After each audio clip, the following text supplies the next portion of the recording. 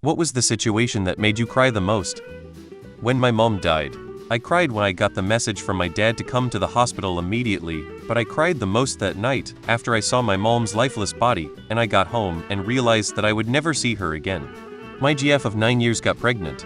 We had just moved to Nick and both starting new careers. We were both lucky with a huge opportunity, but requires 12-hour days.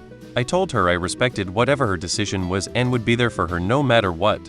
Fact, I even said that made her just get it, but informed me a few months later she had to leave me. We were madly in love since HS, as it was the only way God would forgive her for taking a life. She moved to Asia and literally a few months later jumped off a building. My sister came to my office to get me and wanted to walk in the park. I'm like, WTF. She told me the news and I literally collapsed on the floor and stayed there until the sun came out the following day crying.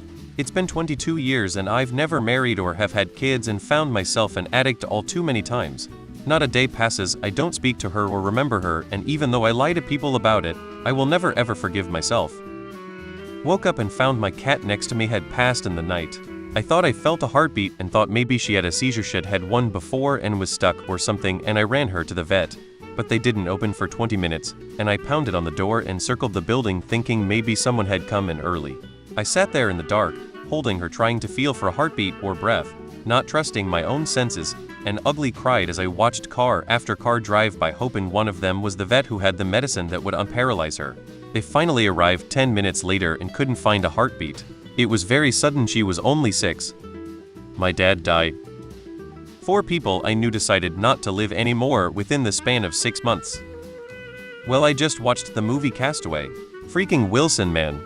Watching my youngest son cross the road and get hit by a car and the driver speeding off.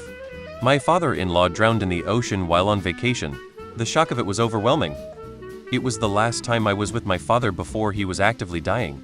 He was in the final stages of Lewy body dementia he had since I was 20. It was the last tender moment I had with him, to where I saw him smile. He perceived a mishap with the television that caused him to laugh.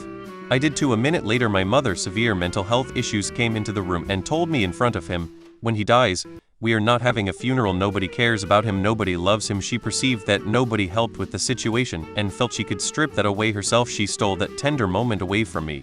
I realized in that moment her years of verbal and emotional abuse. I lost my father and mother then. I didn't sleep that night and cried the entire flight back home.